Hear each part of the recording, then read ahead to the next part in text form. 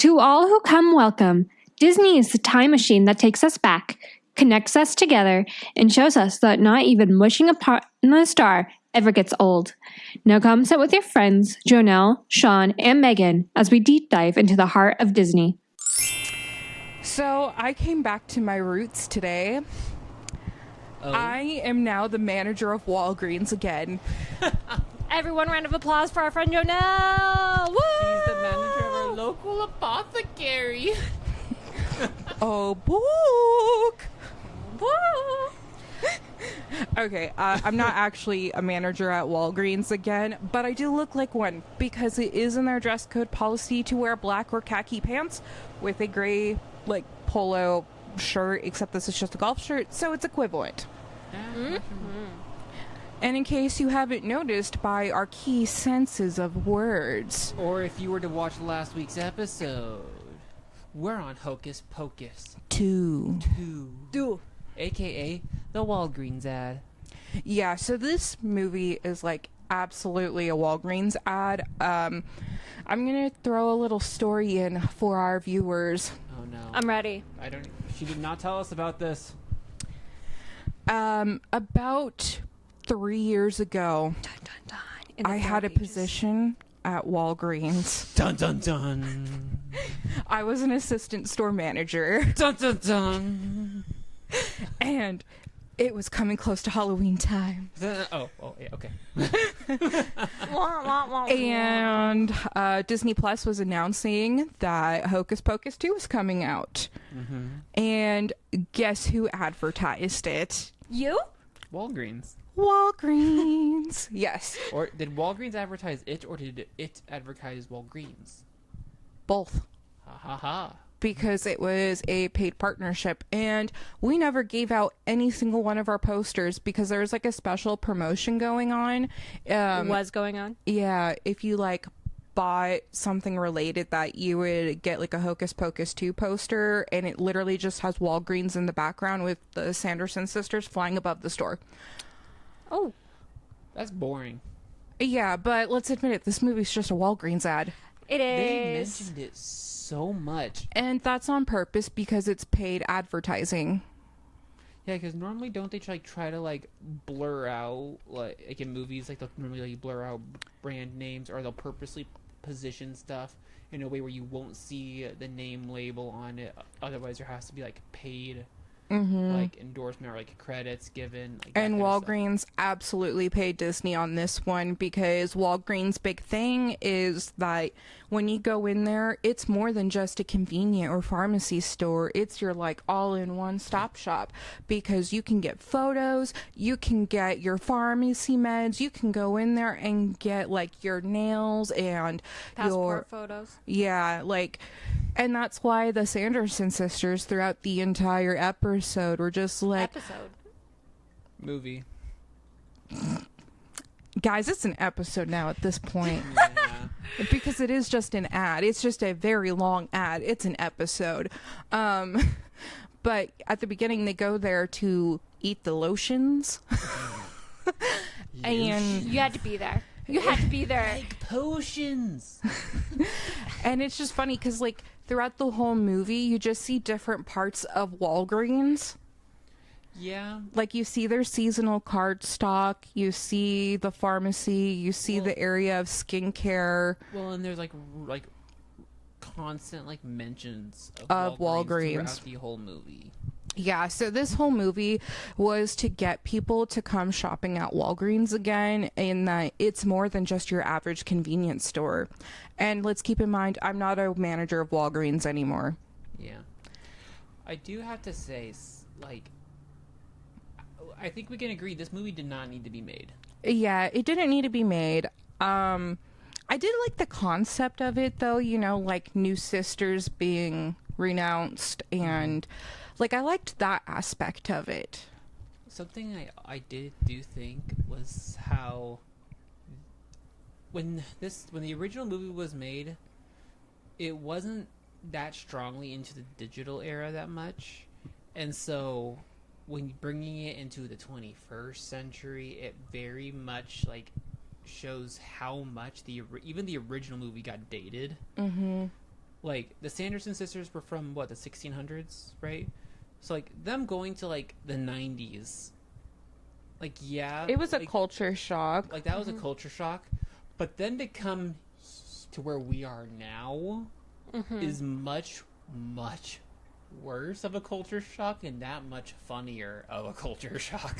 There is Do you want to say something, Megan? I have an opinion. Oh, Please no. go.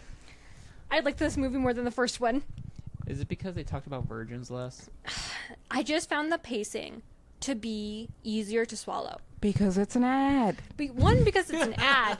Two, I just have ADHD, and the first movie feels like it had 8 different endings. And then you get multiple variations of Walgreens.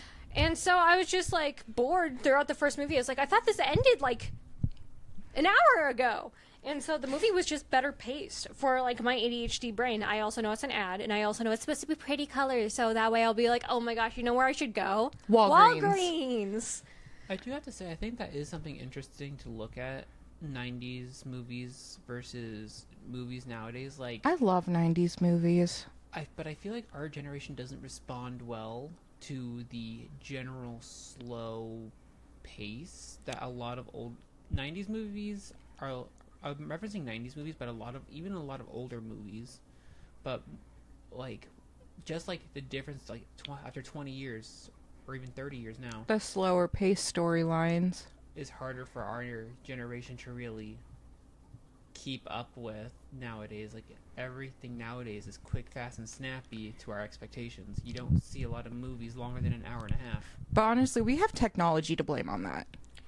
Yes, 100%.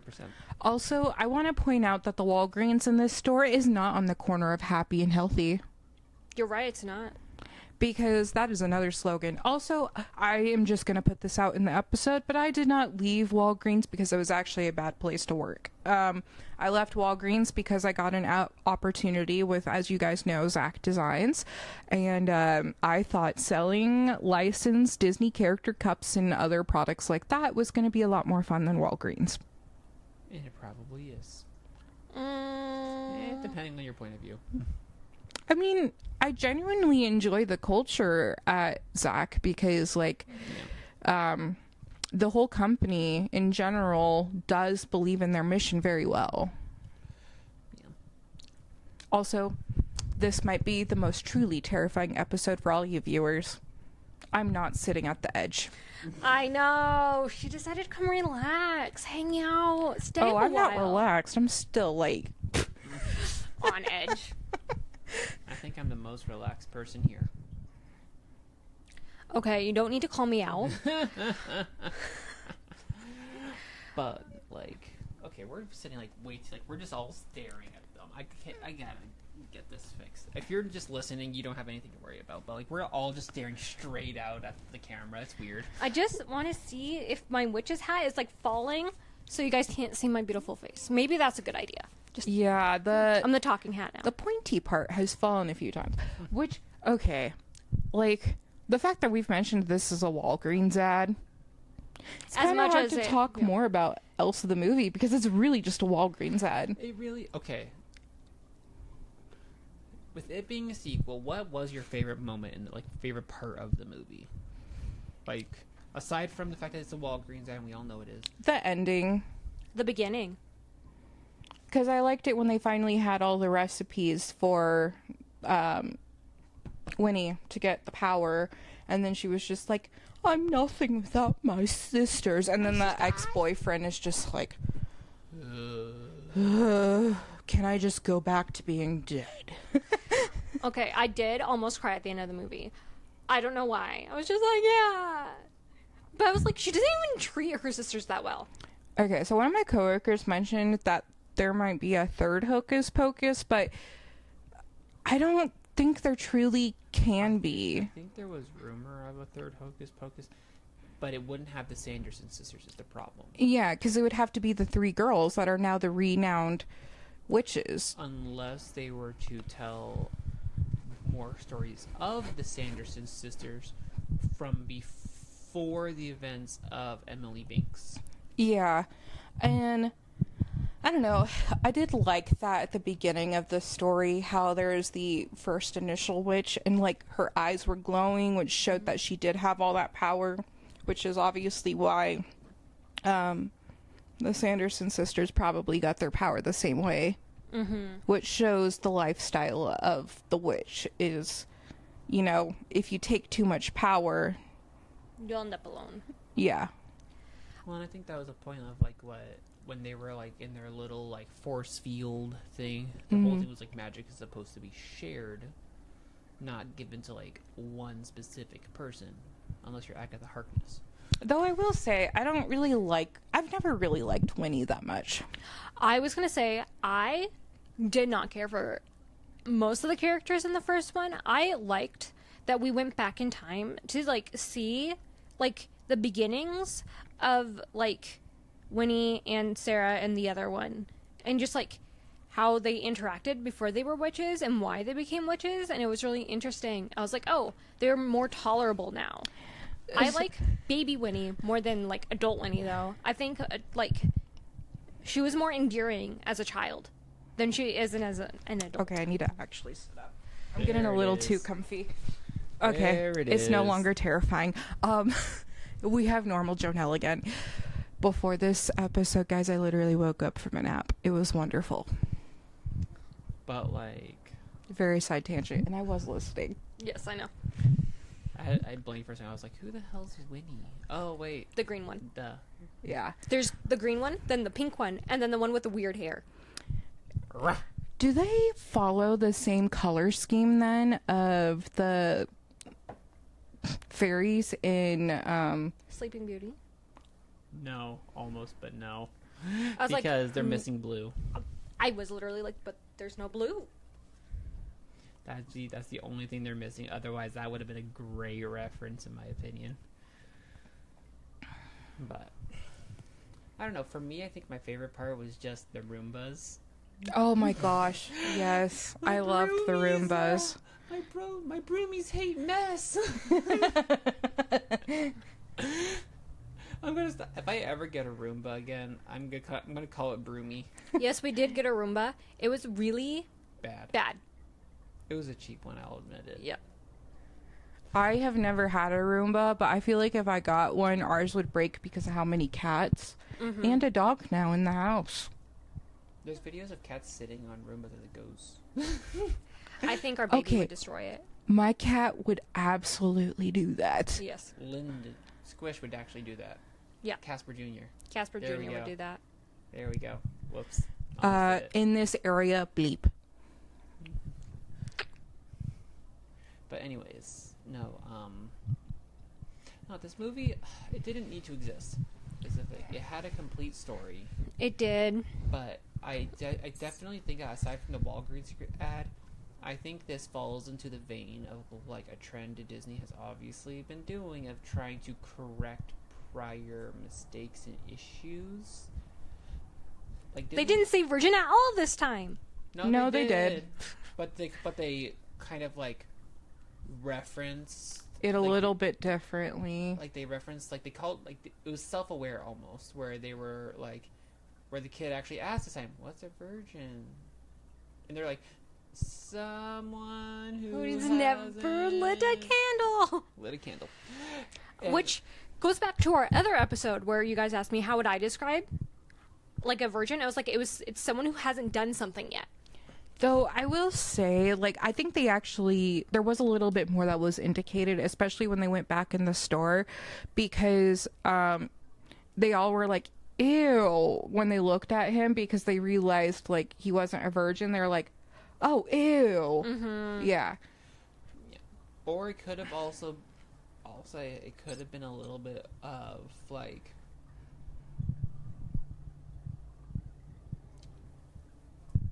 I don't know how to bring this up with. Remember, we're not a kid-friendly podcast. It could have also been a referencing to a certain time period and the way certain cultures interacted with each other based on appearance. Moving on. Yeah. But I think this falls into that same vein of them trying to correct their past mistakes. Like, if you were to go on Disney Plus, on a lot of their older movies, they have that disclaimer that shows. And then... If you're playing piano and you miss a key, do you start the whole song again in the middle of your concert? No. Exactly. Why is Disney making new movies that is continuations or trying to solve the problem of their previous movies? I think it comes back to a culture that has gotten a lot of a stronger voice nowadays. Of a lot, like, there are actors that'll, the stuff will come up from their past that they either already have apologized for, or because they did it, people are like, are you sure that they should be doing this? Like, I think Jeanette McCurdy. I was going to use a comedian that was supposed to host the Oscars once. Oh. I don't remember who it was. I think it might have been Kevin Hart. Yes. He was supposed to host the Oscars, and when the Academy or whatever did their like background on him, they found this one like joke or whatever that he did years ago, and he was like, I already apologized for that joke a long time ago. And they're like, well, we need you to apologize for it again. And he goes, no, I already have addressed it. It's taken care of. And, oh my gosh, this is like where PR is having their worst nightmare, but also making the most money right now. Yes, they are. Because, like, I hate to say it, but we're in a culture where we do not forgive. And that's honestly sad. Megan, do you have thoughts? Yeah. Go. Last episode, I literally said something that I deeply regret, and I'm like, oh my gosh, it's going to come haunt me in the future if this podcast gets big, and it's going to get clipped out of context, and I'm going to be roasted for it. And I'm like, You know, that is like a funny thing to constantly think about, is because there's a lot of things I've probably said on here and I don't remember a single thing in the past now that, like, if you clipped it out of context, oh, absolutely, I could get in trouble. oh yeah, Goddess of Shrooms. Goddess of Shrooms. yes. And oh my gosh, I was a huge fan of Matt Pat back in the day of GT Live, like when it was live all the time. I guess I am still a huge fan of Matt Pat, but like, you know, He's not in charge of GT Live. yeah, and now it's Ash, and I still love Ash, but like, I don't follow Ash as much as I did Matt, because I would like watch the daily live streams. It's like Wasabi Productions when, what's his name? Ryan? Did any of you guys watch Wasabi Productions? Yes. Okay. Yes. Yeah. And then, the one that went to go date the girl, DIY. Allure DOI and Yeah. Alex Wasabi. Thank you. And then there was guava juice. And then Alex changed Wasabi Productions to essentially more of like a vlogging situation. Yeah. No, something Matt Pat said was like, you guys know what I say better than what I know what I say. And I'm like, oh, that is terrifying. Like when Ned got accused of his affair. From Try Guys. And then they were like, Remember this one episode from this one scene from this and this and this and this? They went full Swiftie. oh yeah, oh yeah. And they were like, Ned was at this photo shoot. You can see his sleeve in this section. So he was there. And the Try Guys were like, they were like, you should hire like fans of things on the internet to do your FBI because they are good. Y'all just have too much time on your hands is what it is. But also, Or you're just really passionate, which I think is a really good thing, but can be also very dangerous. passionate, but also extremely, like, vengeful. Like, can you imagine being so upset that someone got, like, an important gig or whatever, and so you go searching through all of their history to find something to vandalize them, basically. Like, that is not just passion, that is downright vengeful and not okay. And I introduced Megan into this YouTuber. I guess this episode is more of like the variations of YouTubers, I guess. But Or just a comment on culture. Yeah. yeah, but We can only Hannah talk so much. Alonso is a YouTuber I've mentioned a few times. Love her. One of her recent episodes, she does point this out in YouTuber Insanity, because she started a new series called YouTuber Insanity. But essentially, she talks about, and this is done in interpersonal communication, but because of YouTube and even you listeners are on the reciprocating side of this, but we don't actually know you. And she points this out in the YouTuber Insanity video, is that, like, we do not actually know you, and you watch us all the time, and you expect certain things out of us. And when we don't do that, you know, you get a little upset. And it's like, okay, but as a viewer, then at that point, you can choose whether to not watch the episode or to continue watching the episode. But there's some people who get so upset by that they do troll. Yeah. What Jonell is talking about is a scientific term called, oh no, I was like, I forgot parasocial relationships. Thank you. Where it's basically a one-sided relationship, right? This is really well known in like the idol world for K-pop idols too, where it's like there's a person who puts a lot of their life online, so you feel like you really get to know them. So like Jonell talks about Post Malone, Taylor Swift, and we feel like we know so much about them, and then Taylor Swift has no idea we exist, or like knows like, hey, I have this many listeners. But Taylor Swift doesn't know me by name. Post Malone doesn't know her by name. You know, he might have at some point. But, like, that's the point. They don't know who we are. So if we were to walk up to them and be like, hey, how are you? How's your cats? Blah, blah, blah, blah, blah. They would be like, I don't know you. Yeah. Why are you talking to me about my cats? This is where security comes in. And this is why people who are famous have security. Because of this dynamic of they don't actually know us, and they don't know what their fans are going to do, because out of the millions, thousands, hundreds, or tens, or threes, yeah, but like, you don't know how they're going to respond back. Yeah. Oh my gosh, there's this video I was watching about like Team 10, I think. There was this guy, I can't remember who it was because I don't know much about Team 10, who was like putting something into his dumpster, and there was like thousands of fans outside this person's front door. And one of the moms screamed, well, we made you famous, so you have to like perform for us right now. I was like, that guy's at home, like taking out the trash can. Could you imagine if our jobs, so if my kids ran up to me randomly while I was like doing grocery shopping, and their mom was like, I demand you, because I pay your paycheck, to watch my kid outside work hours. This is essentially paparazzi and how it performs, because literally people will call on where they saw a sighting of a celebrity, and then paparazzi will like try and get there so that way they can get a picture of them when they're leaving. And like, celebrities just want to go from one destination to the next. Like, I worked at Northern Quest for a while. Also, these places I used to work at are not sponsored at all. Could you imagine? But at Northern Quest, they have concert for their live outdoor series, but there's a lot of different artists who have come. So Jeff Denham, I think Kevin Hart has actually come over once.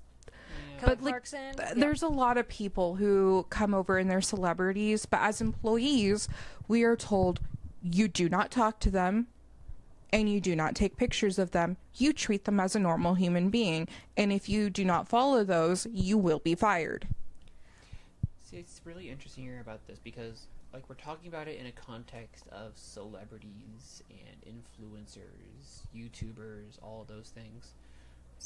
But it's interesting because it's progressed.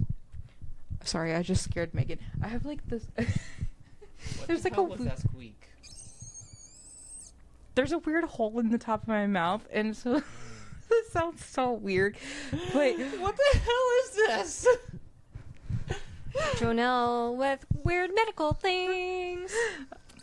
I don't know how to best describe it, but literally there's like a hole right here in the like roof of my mouth, and like I'll just like casually kind of suck the air in that mouth cavity, but not anywhere else, and it makes this squealing sound because I don't like it being as open. Anyways, Does anyone else have this issue? weird dental issues. But my mouth is perfectly healthy. I just don't understand. Like, I can feel the air coming out of it. That's so weird. That's so strange. And that's why I, like, do that squealing thing, because I want the air out. Fair enough. I just thought that when my cats were getting hurt. But anyways, as I was saying, like, we're talking about this in a, like, a very, like, internet-focused context. But it's interesting because it's progressed to a point where, or even started this if you think about it, we're expecting that from even just large entertainment companies like Disney, because that's essentially what happens nowadays, like especially with like the live action movies. All of those 90s kids, this millennials, are like, Disney's not what it used to be anymore. I want another Goofy movie. But they would complain if we made another Goofy movie. Like, it's... And this is where we have come into rage bait culture. Rage bait culture, because if they put something out and people are pissed about it, it's still getting shared and views and all the things. Which is why I generally try and advocate to other people. I don't think I've told you guys this, but like, maybe you've probably heard it, but this is why I try and advocate to people that like, go and watch things that genuinely make you happy. If you decide that you're not happy with it anymore, leave. Yeah. Because you continuing to watch, you're still giving them money. You are still putting money in their pocket, and you are supporting them through that. If you don't want to support them, stop watching. If you really hate the content that much, just stop.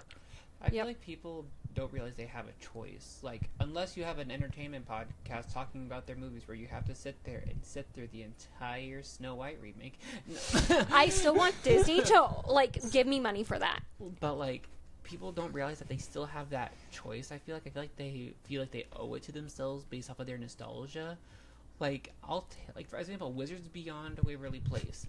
I personally, I won't lie, I really like that show.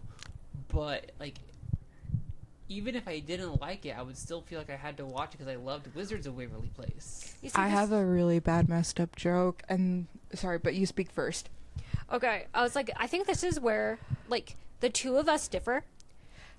Maybe, like, I differ from the both of you because I don't have a lot of, like, nostalgia towards things. Because you might have heard me talk about this on the podcast, but there was a chunk of years where I wasn't really allowed to watch, like, TV shows. Mm-hmm. Or, like, movies. So if something were to come out, unless it was in the middle of my summer break, and I happened to get a chance to watch it, it kind of just flew by me. So I didn't watch, like, Zack and Cody. I didn't watch Wizards of Waverly Place and stuff like that. Or I don't have any memories of it. So, like, if a new, like, season of, like, Sweet Life would come out, Sean would be like, yes, let's go watch it. And I would just be like, I don't want to, because this does not interest me. Okay, so I was going to go into my funny joke about that. Us nostalgia kids are just upset the fact that we have to face our childhood trauma. It's true. And we want to go back into the space where we completely forgot about our trauma because we covered it. Well, but, like, to your point, though, Megan, like, we see it all the time with gaming. Like, Pokemon fans nowadays, a lot of them, especially the Gen 1ers, they will still play the new games. They just hate how babying the new ones are. They hate the new games. But, like, if you really hate it that much, no one's telling you to buy it. No one's telling you to buy the game. No one's telling you to give them your money. But you love the franchise as a whole. You have that nostalgia, so you feel like you have to do yourself right and go into it, and then you're hating it. Okay, I gotta put on, like, full manager right now. Oh no, Jonell standing up. I am full manager right now. We live in a society where everything has come out of the revelation of the branding and advertising boom. Okay? You hear me? Yeah, Yes. I hear you. Everyone makes money off of branding. Okay? We are now just buying a brand. That is it. Stop buying a brand. Jonell, calm down. Buy what you enjoy. Buy what you enjoy. will. I'm telling this as your manager right now. Yes, mister. Buy what you enjoy and what makes you happy, okay? I support happiness in this business. Snaps to Jonell. I want to see. What the F was that? I want to see clapping emojis down in the comments. Snaps. That was Claps. my Down. very rage baitful back to the rage baiting of the rage bait management talk to my coworkers. Oh, thank you. I was gonna say subordinates, but I'm like, no, we're truly all owners in this podcast. Some of us do more than others. Here He is does a our lot. HR. This is marketing and video editing. You're our CMO. I'm the creative officer. I'm the chief creative officer here. I And then- run all creativity. Well, the CMO generally falls into that category. And then Jonell's our Emma? numbers gal. MO? Yeah, marketing officer. Not creative. I prefer chief creative officer here Okay. because it's beyond marketing. Well, we don't really want to have a CEO position because that sounds a little abrupt. You can be COO. Yeah, I was like, I'm COO. The coup, if you will. But Oh. No, this is a weird episode because, yeah, Hocus Pocus 2 is nothing but a product of Branding. branding and time. Because literally Walgreens is a brand. They are getting you to go in and buy from Walgreens. And eat their lotion. Because it's like potion, but with an L. Do not eat lotion. It will tell you on the back if it is consumable or not. And if you think you have to question if it's consumable or not, Then you shouldn't eat it. Also, the Walgreens employees are not the ones to ask if there's kids' souls in it. Also, They don't get paid stop enough. bringing your kids. Okay, when I worked at Walgreens, this is the one thing I hated the most. Stop bringing your kids as a daycare to Walgreens. We are not there to babysit your children. No. Say what now? Okay, so Walgreens has, like, obviously... Okay. Walgreens, welcome to your one-stop shop where you can get beauty, health, and fun, entertainment, and food alongside all your convenient needs in Walgreens. But they have a toy aisle. Okay. And when parents go in there to go get their pharmacy needs or anything Kids like... go play in the toy aisle. Well, the parents don't even watch them, too. Yeah. And especially here where we live, it's normally, and I hate to stereotype families, but where we live, it's normally the Hispanic family that they have 5 kids, they bring them all into Walgreens, and the reason why they did this, though, is because Walgreens, guys, Walgreens is pretty underrated, though. They do have a lot of great deals, and you honestly should look at them every once in a while. And Squishmallows. Yeah. But like uncommon household goods, like especially laundry detergent, you can generally get like laundry detergent for like $2, and you can get a lot of it for that $2.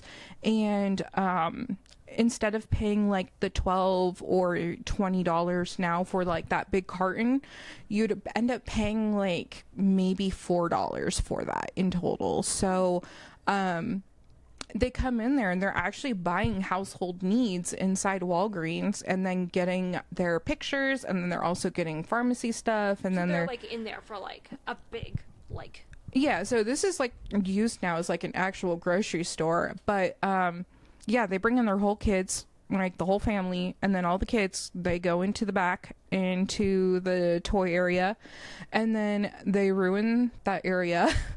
And then we have to go in and try and figure out where all the toys go again, and then discount toys because kids were playing and breaking with them. And this also comes down to the people who make toys. You need to stop making your toys maybe a little bit accessible. I have no idea what rabbit hole we went down. I spaced out. Walgreens. It's a Walgreens commercial. We went back to Walgreens. What was your guys' take on the music side of this? Because they added a lot more music to this movie than the first one. One way.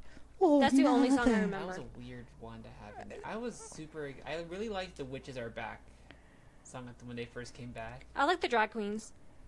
I will say the One Way or Another is really the only one I truly remember. Yep. I'm gonna be completely honest. I remember like bits and pieces of this movie. I remember being really disappointed that the cat Cobweb did not have a bigger like. At least the cat was less creepy, because I know last episode we were talking about kind of the animations of the cat. It was very like there was like 3 different art styles, and it was very off-putting. But coupled was just a cat. Okay. This movie was all based on a war on teens. Yeah. I had something more I was going to go with that. Also, I just find it weird that it was a war on teens. Like the first movie, like they were very much trying to get on the children, and like teens mess with them, and they came back like, "You're a teenager. I'm gonna get you now." And it was weird. I liked the main character for this movie more than the guy, because the guy was just dumb. This girl was like, I just do this thing for my birthday. I'm just gonna go do it with my friend. And then our other friend that we're really mad at, that we didn't talk to, which is like the most like high school ever. Girl petty drama that's ever existed ever. Oh, if I had a nickel for every time me and my friends did that growing up, I'd be a billionaire. Yeah. This is how girls fight, though. It's true. It's just like, you got a boyfriend, so you don't spend enough time with me. And it's like, okay, this is where parenting needs to come in of, this person is hanging out with this other person because they are prioritizing that decision. Like, stop. You should. There's a point where criticism becomes too much and not enough. Mm-hmm. I do think in the case of teenagers, though, you know, it is a little bit of the parents' responsibility to kind of break up that relationship a bit, because it is, I'm just speaking from experience, because when you're a teenager, you should not be dating an adult. It's true. And you should be spending time with your friends. But in reference to the movie, where they are all teenagers...